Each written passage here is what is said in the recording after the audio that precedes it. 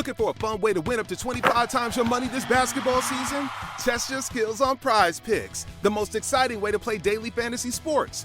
Just select 2 or more players, pick more or less on their projection for a wide variety of stats, and place your entry. It's as easy as that. If you have the skills, you can turn $10 into $250 with just a few taps. Easy gameplay, quick withdrawals, and injury insurance on your picks are what make Prize Picks the #1 daily fantasy sports app. Ready to test your skills? Join the Prize Picks community of more than 7 million players who have already signed up. Right now, Prize Picks will match your first deposit up to $100. Just visit prizepicks.com/get100 and use code GET100. That's code GET100 at prizepicks.com/get100 for a first deposit match up to $100. Prize Picks, daily fantasy sports made easy. You are listening to the Hiking Radio Network, where we talk the walk with shows by hikers, about hikers, for everybody. I'm wondering if you'd go wandering with me through the wilderness and woods to where the winds are blowing free, through the darkness of the night. Welcome to the Jester Section Hiker Podcast, where we talk about the continual pursuit of the section hiker. And I'll spread the word and you beat the drum. We'll round up the troops and get the gang to come, and we'll leave the streets and these neighborhoods, head over the river and through the woods. Welcome back to Jester Section Hiker, the premier podcast with the spotlight on section hikers. I'm your host, Julie Jester Gayhart, and this is the podcast where you will hear stories about everyday people who, in addition to their everyday lives, make the commitment to hike long-distance trails where every section is a new beginning. We are back with another episode of Entrepreneurs Inspired by the Trail. I would like to read for you a review posted on Facebook that will give us a great introduction to today's guest and their business. The Pinhoti Outdoor Center was absolutely amazing throughout my hike of the full Pinhoti. It was easy and cheap to arrange a shuttle to the southern terminus. They're very knowledgeable about the trail and can help you figure out even minor details. They helped me all the way until the end when I needed another shuttle in Georgia. They put me in contact with another great service and helped me figure out how to get from the northern terminus to the nearest road for a pickup. I also believe they consistently leave water jugs at various trailheads on the southern end. They don't expect much in return. They just want to help all other trail users have a great experience. If you are section hiking, through hiking, biking, or doing anything on the Pinhoti Trail, use them for whatever needs you have. Please welcome with me to the podcast, Nathan and Kimm Wright with the Pinhoti Outdoor Center in Sylacauga, Alabama. Wow, thank you. It's good to be here. That's always great to hear. Yeah. Okay, so did you recognize it? I do. I think I know who that hiker is, and he did a great job hiking the entire Pinhoti. And I think he just started the AT. He had to go back and finish school, and he's on the AT now. So he's putting together a long trip this year. Perfect. Well, I'm glad you guys liked it. Just so the listeners know, they just heard that intro. They did not know what I was going to say. And I'm really, really, really excited to have Kimm and Nathan on because we are going to introduce you guys or familiarize the listeners with not only the Pinhoti Trail, but the Pinhoti Outdoor Center. So, Kimm, let's get this started off with you by introducing yourself and telling us kind of how the Pinhoti Outdoor Center got started. My name is Kimm Wright, and thank you so much for having us on today. We're super excited to share about what we love so much, and that's the Pinhoti Trail. We actually got started in the Pinhoti Outdoor Center about a year ago. We purchased a building and decided that we love the Pinhoti, and we were going to shuttle, we were going to support hikers and really help people get outdoors. We decided that there were so many activities in our area, and we really did not have a lot of resources to help those hikers. So it was a good opportunity for us to serve hikers and get outside. Perfect. And also, I think you and Nathan got married on the Pinhoti Trail. Is that correct? We got married in 2018 at Cheehaw Mountain, so real close to the Pinhoti, at the Bald Rock Lodge. So it kind of skirts right there by the Pinhoti Trail. So yes, we got married 2 years ago and love the mountains and love being outdoors. So it was a great way to start our life together. Perfect. I can't think of any other way. Nathan, so we're going to have you introduce yourself here. You are a very avid section hiker, and talk to us a little bit about who you are, your section hiking, and your role at the Pinhoti Outdoor Center. Okay. Thank you. Also, we appreciate this opportunity to talk about the trail. My name is Nathan Wright. I go by Switchback when I'm on the trail. I started hiking in 2003, set out on the Appalachian Trail.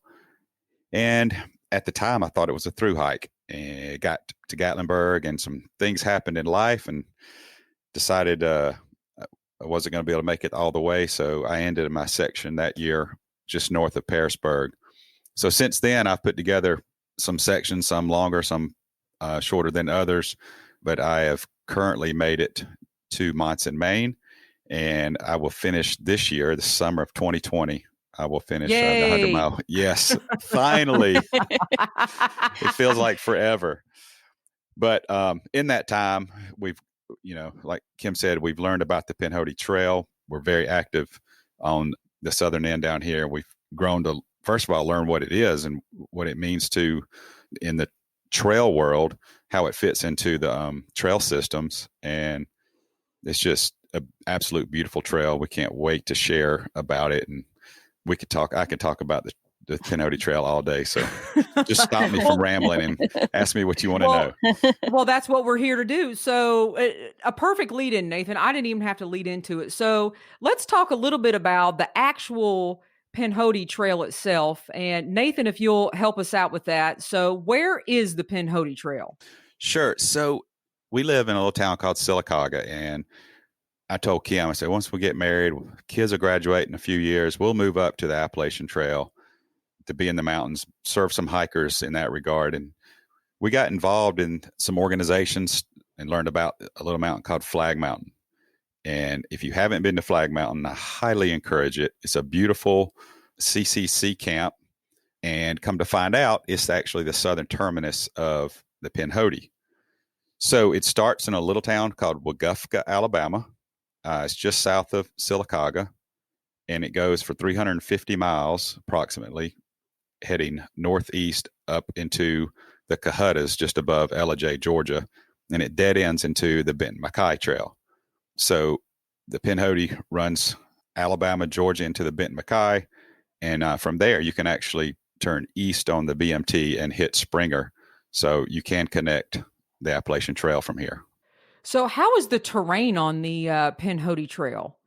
So we get a lot of comparisons to the AT, right? Because we're actually a part of the Appalachian Mountains.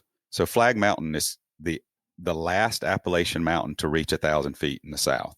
So you can consider it, we consider it the last or the first, if you come in from the south, Appalachian mountain in the whole range. So if you want to walk the whole Appalachians, you're going to start at Flag. And you can go all the way to Katahdin, and technically you go all the way up to North Canada if you want to finish the whole mountain range. The terrain is actually very similar to the AT, especially in the southern end. So you've got a lot of ridges, you've got a lot of ups and downs, you've got water crossings, you got rocks. We got a section that we call the Rock Garden. It's very similar to Pennsylvania. So those who love to go to Pennsylvania, come hike this section and you'll feel right at home. I don't know if we just ruled people in or ruled people out. I know, right? But it's very AT-esque. We get a lot of comparisons that way. Beautifully built trail. In Alabama, we do currently have about 15 miles of road walking. We are working very hard with different groups and organizations and lawyers and land purchases to get that moved. I would say we have about a third of that, maybe almost a half of that purchased, and we're starting to flag now new trail. So half of that in Alabama is going to be gone. We do have about 55 miles of road walking in Georgia, and I don't know any progress and if there's ever going to be progress made because you have to walk through the big valley of Dalton up there. Don't know if there's a way around that. Kim's laughing, so there's got to be something with Dalton. There's got. Well, I just liked how I called it the valley, the valley of Dalton. Yeah, it's funny too. A lot of people don't understand that there are actually mountains in Alabama. We hear that a lot. Really? Oh That's yeah. interesting. Now, I knew there were mountains in Alabama. I just thought they were little bumps. So, what, and Flag Mountain, I love that you said if you want to complete the entire Appalachian range, you've got to kind of start at Flag Mountain, work your way north on the Pinhoti Trail, That's hit the right. Benton McKay Trail, and then hit the southern terminus of the Appalachian Trail and kind of work your way north there. I love that. Right. If you want to walk the Appalachian Mountains, Springer Mountain is just an arbitrary point. The mountains actually end at Flag. So it's another 420 miles south of Springer if you include the BMT portion and the Pinhoti to get to Flag. So you add another 420 to the AT, and you can hike the whole range from Katahdin to Flag. And I'll have to say, after talking to you guys, you have totally intrigued me. Now I'm like, how am I going to fit this other 420 miles in? And I'm going to. It's just a matter of when. So I'm coming to see you guys. I just don't know when. Well, so good. And your comment about the mountains being bumps, we we don't have the elevations like the Smokies or the Whites. Our highest point in Alabama is 2,400 feet, so it's not huge mountains, but we send you straight up them, and they will get your heart working. And we've had a lot of people come thinking it's going to be easy, and they go home with their tails tucked and their blisters and their sore legs, and say, I'm coming back. I got to finish. It's definitely not an easy trail. There's some easy sections, but it is a very good, challenging, beautiful trail with some great scenery. Very good. I'm actually looking forward to getting down there. So now that you guys have kind of introduced yourself, we know a little bit more about the Pinhoti Trail. Now we're going to kind of turn to what you guys actually do at the Pinhoti Outdoor Center itself and the service you guys offer not only to hikers, but to paddlers and bikers. So Kimm, I'll say, let's start with you, because during our original conversation, you had some really good quotes. And one of the first quotes that I want to talk about is when you and Nathan were looking, and Nathan alluded to it earlier, maybe getting some property in the Appalachian Mountains up on the Appalachian Trail, you said that the Appalachian Trail did not need you guys. What did you mean by that statement in regards to starting your outdoor center? Well, there are so many amazing hostels along the Appalachian Trail, and there are so many amazing hikers, but we fell in love with the Pinhoti, and there's not a lot of those resources here for hikers in this area. And we saw a need to really help people get outside and help them to experience all of the things that we have. I mean, the Pinhoti is our main focus, but we have Hatchet Creek, we have the Wagufka Creek, we have bike riders that come through and runners. So our idea when we came up with the Pinhoti Outdoor Center, and because we called it the Outdoor Center, it was really a need or a desire for us to help people reach their goals outside. So we were really able to tap into the trail, to tap into the bike trails, the kayakers and the runners that run on these trails. So when I said that they didn't need us, it's just we felt that they had more of a need here for us on the Pinhoti Trail than the Appalachian Trail. And so we've kind of found home here in Sylacauga. I love that. So let's kind of get to the nuts and bolts of what you guys do there at the Outdoor Center. So remind us again, when did the Outdoor Center open? We officially opened in January of 19. At that point, we were strictly logistics, planning, and support from a vehicle standpoint, shuttles, food drops, things like that. We did purchase the property, which needed a lot of work. It was not ready to open the building. During the year of 2019, we slowly got it worked on. I can stand here for an hour and tell you all the things we did, but we were able to open the doors for the hostel in October of 19. So we've been running the hostel since about October. We have an 8-bed hostel, laundry facilities, full bath with shower, a kitchen, refrigerator, freezer. We got couch, recliner, bunks. So it's a full hostel. And of course, we do the shuttles. But one of the things we really pride ourselves on is being able to speak to section hikers, weekend hikers, and through hikers and help them plan, let them know what's coming up. Where can they get resupplied? What do they need to expect coming up based on what the weather's been like, how many miles is it to the next, whatever they need to know, being able to get that information out there and helping the hikers. Perfect. And Kimm, we'll go back to you real quick. Where is the center located as far as the trail? We are about 1.2 miles east of the trail, southeast on Highway 280. We're at about trail mile 23.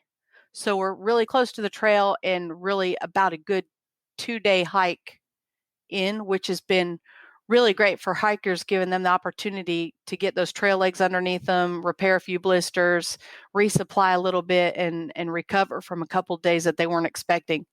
I like that. And actually, that's a really good thing because they can come stay with you the night before their hike. And I'm assuming you shuttle down to the start, say, hey, we'll see you in a couple days. Yep. Like you said, they can repair blisters, they can stay a night with you, they can get a resupply. And part of your, I want to say, branding for the Pinhoti Outdoor Center is you do say, and Nathan talked about the planning, support, shuttle, hostel. Right. So Nathan kind of went over the planning, what you guys do to support hikers. You have the shuttle, you have the hostel that basically, you guys had to, it sounds like you had to gut it out. Pretty close. Yeah. Pretty close and kind of redo. So Kimm, just talk us through. So say I call you and I say, hey, I'm going to come down for my section hike and I want to do, the first 100 miles of the trail. What are you telling a section hiker or a weekender, hey, how are you getting them started? We're going to ask a lot of questions and a lot, some of those questions are going to be typically, how many miles do you hike a day? What is your goal? If your goal is to hike the whole Pinhoti, then let us map that out. How many days do you have to hike? Do you have 5 days? Do you have 2 months? That's going to tell us what kind of section we'd prepare them for if they don't want to do the whole trail or whether they just want to do a section. So we ask a lot of questions to really get a feel for what their goal is. Our goal is to help hikers reach their goals. And we're not going to do anybody any good if we lead them in a wrong direction. That's not going to help them reach that goal. So the first thing we do is we just ask a lot of questions to find out what their goals are. And then we start planning, and Nathan's really good about that planning, helping hikers plan what the best section is for them to start. One other service that we haven't really talked about is a lot of hikers will bring their vehicles and leave them at the outdoor center, and we'll shuttle them to the trailheads. And then that gives them the option to have a good night's sleep before they start early the next morning, or just makes them feel a little bit at ease on the trail that their vehicle is somewhere that they know is being watched. I like that. And they know in their mind, not only is it being watched, their stuff could be safe, but also in their mind, in case something happens, they have access. Right. They have you guys, and then they have access to their vehicles. So I love that. I love everything you guys are doing. And I really think this next question is interesting. So Nathan, what months do you actually consider your hiking season on the Pinhoti Trail? Well, we are in Alabama. So I would not recommend, but I would not turn you away if you wanted to hike during the summer. But summer is rough. We tend to see hikers starting early October, September sometimes, but even down here, September is rough. So we consider it October through May.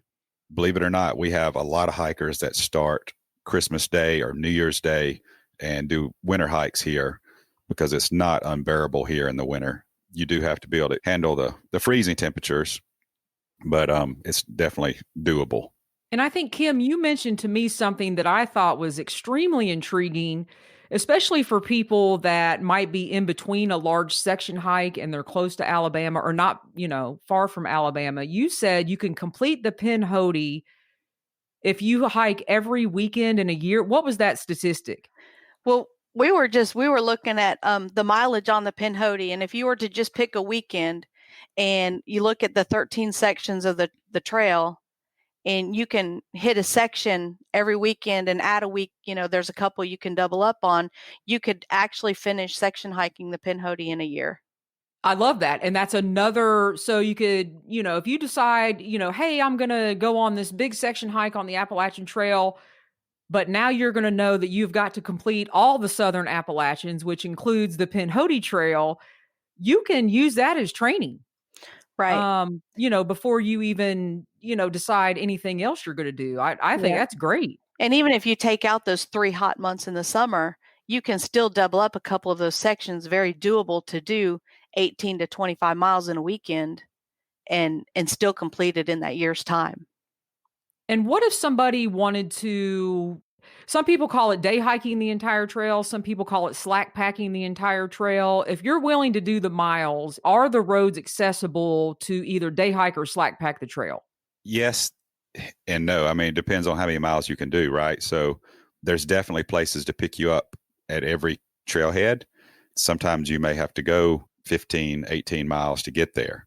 But I would say generally yes. And we do, and we have offered that service and supported hikers that way. They just want to slack pack and come back and stay in the hostel and sleep on a bed. They have no interest in sleeping in the woods or in a tent. And that's great. They're outside enjoying the trail, and we love that. That's right. And we also talked about, before we get into probably what's going to be my favorite part, which is the community piece, we talked about section hiking versus through hiking. And you guys stated that about 70% of your business is section hikers and weekend hikers that usually come to the center and utilize your services. So talk to us about why you think the Pinhoti is such a popular trail for section hikers and weekenders. And Kimm or Nathan, either one. I'll just say it's a beautiful trail. It's very hard to describe, but you've got so many different terrains, and you could hike one section and be on the road. The next section you hike, you're walking next to a creek. The next section you'll be up, like Nathan said earlier, walking in the rock garden. The next section you'll be walking near a waterfall. So there's so many different terrains and so many different opportunities, but it's also very accessible. It's a very accessible trail for day hikers and section hikers. Pretty remotely, we have people from Mississippi, from all over Alabama. We've had hikers come in from Ohio, Alabama, Florida, Georgia. And so it's accessible for many states. And it's just, I can't express how beautiful the trail is. Every section is more beautiful than the one before. So. Oh my goodness, Kimm, you're going to have to stop talking about it because I'm going to get down there.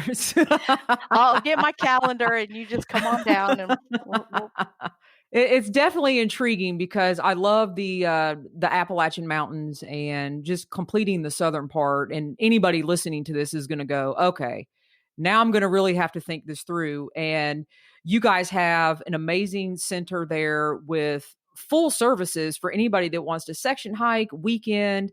And I know you guys have groups that come down and do weekend group outings and things like that. So let's get into this community piece, which is usually my favorite part, because not only are you guys, you saw the opportunity to provide a service, you are providing the service, and now you're involving your local community and getting the community involved in what you're doing. So Kimm, you actually sit on the board of the local Chamber of Commerce and with a focus on tourism. I hope I'm getting that right. So share with us about your role with the Chamber of Commerce and why you think it's important for you to have that role.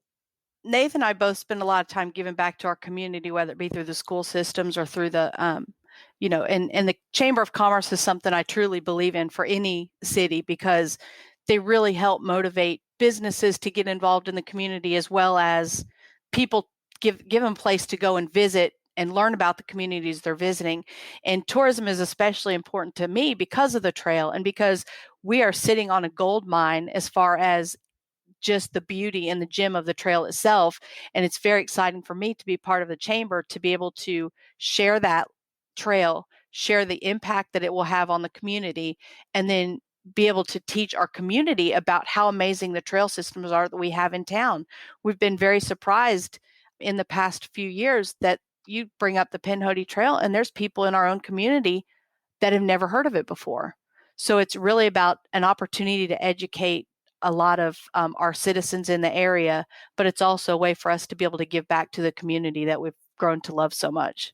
I think that's great. I mean, that is such an important piece. And you talked about two things, the economic impact that hikers can have. And then you also want the community to know and understand like the relationships that hikers like to have with a community and the return business that they will get out of that. So talk about the economic impact for where you are from hikers, and then that community piece, that if you're a hiker that you understand that you're trying to get your community to understand. Yeah, and the community piece is really important to us because we have, spent a lot of time talking to people and sharing about hikers. And one of the things I tell them is, hikers have stories, and some of the most amazing people we've met have been hikers, and we love hearing those stories. And Nathan and I have spent many nights at the hostel talking to hikers because we just love hearing why they're hiking, what their backgrounds are and stuff like that. So being able to share that information with our community members to let them know, hey, if you see a hiker, grab a cup of coffee and sit with them for a few minutes. Our mayor went down to our local market and sat with the at the fermenters market and had a beer with one of our hikers. And I think it was really his first interaction with a through hiker. And so it was great opportunity for us to be able to reach to him and say, look, these are the people that are coming into our town. And that leads me into the economic impact that not only is our business an economic impact on the community, but so are the hikers that are coming in, and they're buying winter clothes from our local trailwear stores. Nancy does a great job of putting clothes out there that the hikers would need, and she's got some small supply items like backpacks and more socks and stuff like that the hikers might need. And they go into the coffee shop and the pizza shop. So it's really, our community has a lot of great things to offer hikers. In return, those hikers are really making an impact on our community.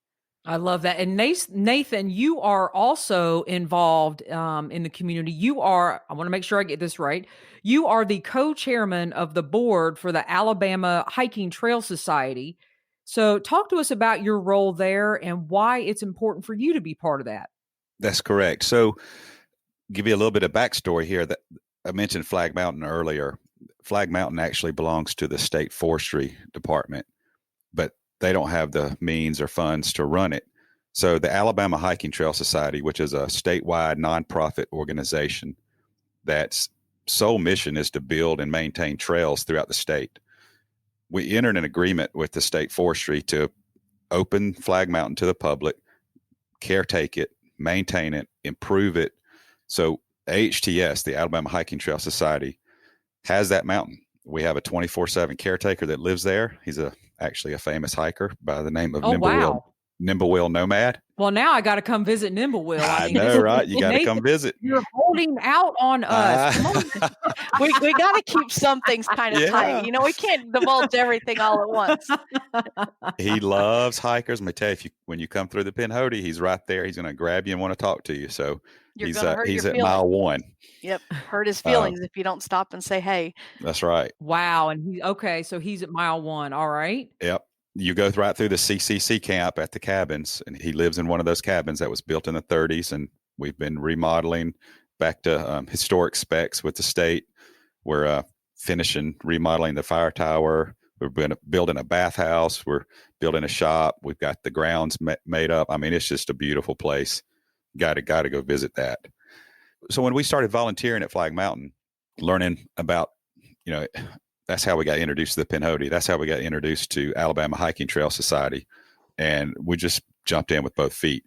And I saw the opportunity to not only volunteer from a work standpoint or monetary donation standpoint, but also in a leadership position. And I was nominated for the board and just recently became co-chair. So it's a great opportunity. Well, congratulations on that. That is a big deal. That's a big deal. Well, thank you. It's I don't, there's no big authority thing, but I do like, being able to give back and in that regard as well.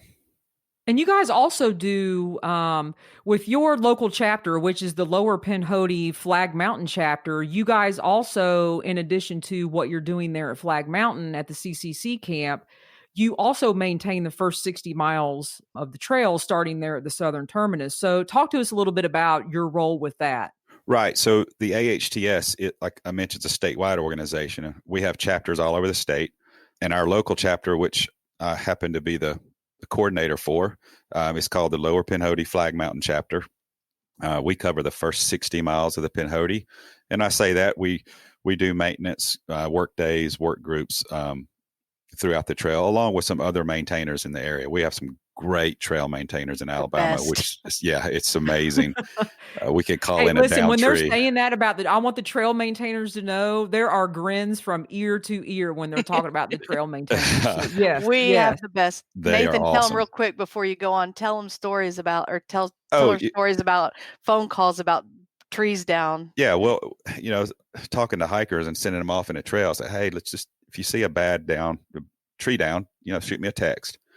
I'll get a text. Oh yeah, there's a tree down at mile marker so-and-so.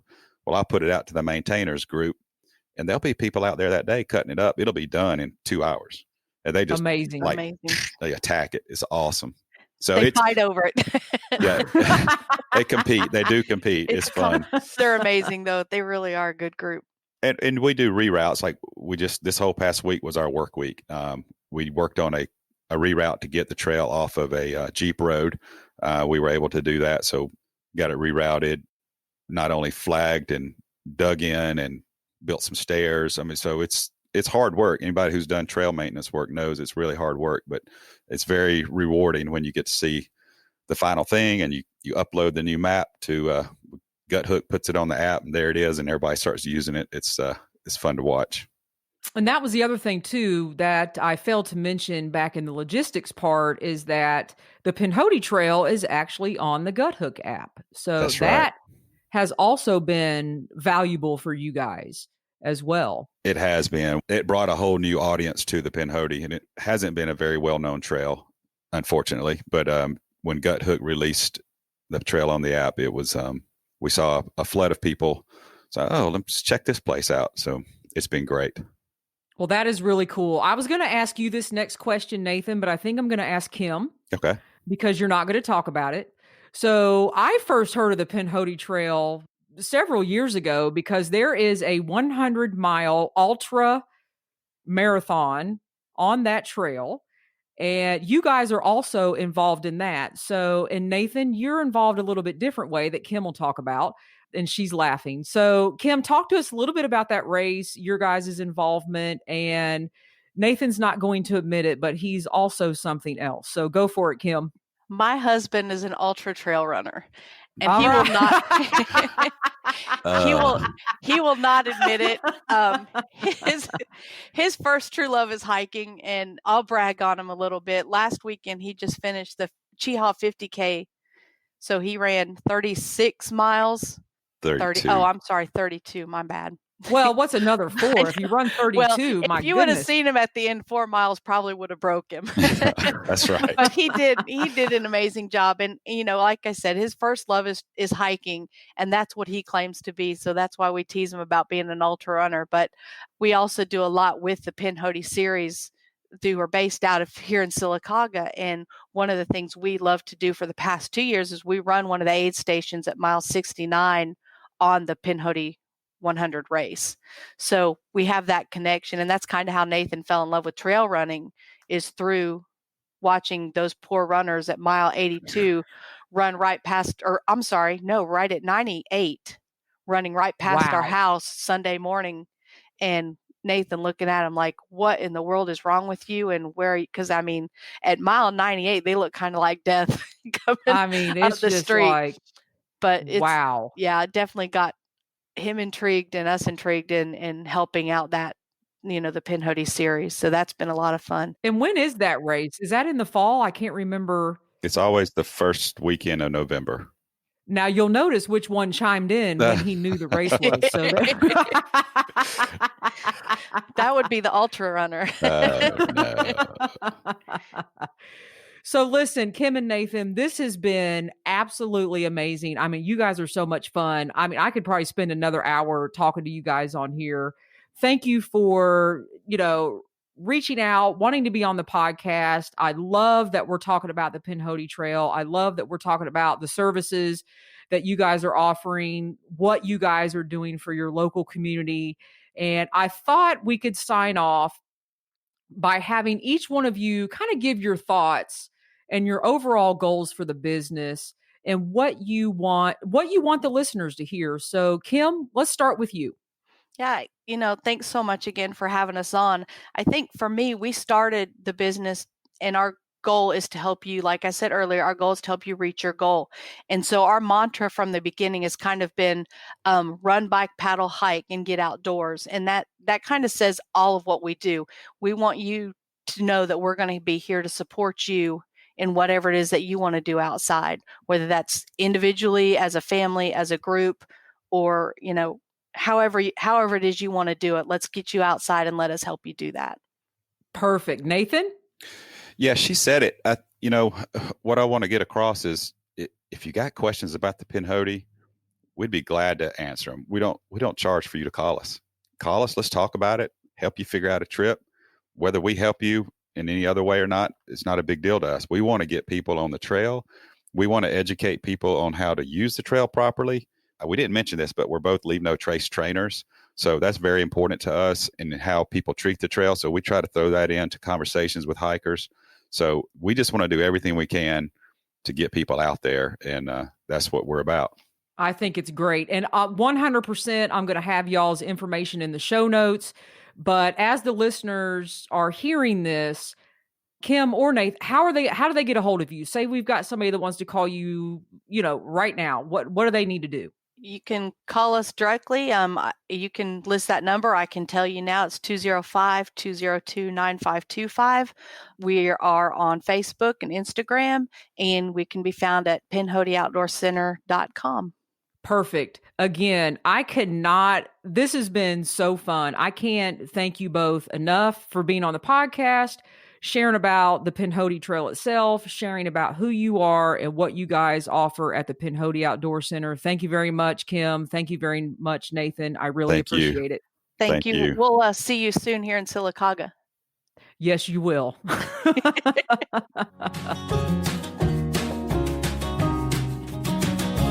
Thank you so much, Nathan and Kimm, for coming on the podcast and sharing your love and passion for the Pinhoti Trail. For those of you that have a passion for the Appalachian Mountains and want to complete the entire range, you now know who to call. Thank you again, Nathan and Kimm, for opening the Pinhoti Outdoor Center for people who want to be outside. I look forward to meeting you both very soon. We will be back next week with our first guest that is section hiking the Colorado Trail, and in our Let's Talk Gear segment, Steve continues to answer listener-submitted gear questions regarding filters, watches, and hiking poles. Thanks for listening, everybody, and happy section hiking.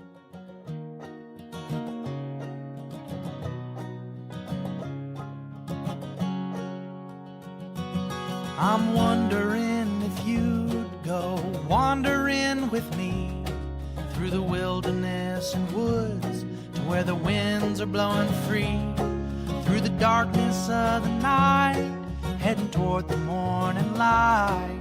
I wonder if you'd wander with me, and I'll spread the word and you beat the drum. We'll round up the troops and get the gang to come, and we'll leave the streets and these neighborhoods, head over the river and through the woods. You're wondering if I go wandering with you, what kind of trouble we'll get ourselves into. Would it be wrong to tag along with a band of vagabonds? You wonder if I'd wander with you. So I'll spread the word and you beat the drum. We'll round up the troops and get the gang to come, and we'll leave the streets and these neighborhoods, head over the river.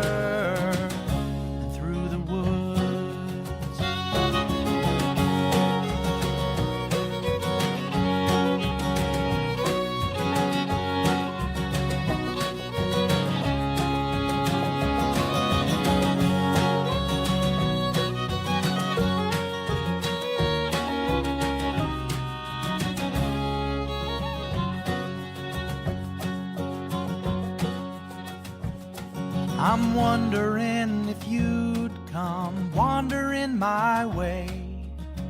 If you ever get lost, or if the trail leads you astray, the music of the pack can always bring you back.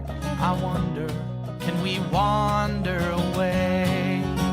And I'll spread the word and you beat the drum. Round up the troops and get the gang to come. And we'll leave the streets in these neighborhoods, head over the river and through the woods.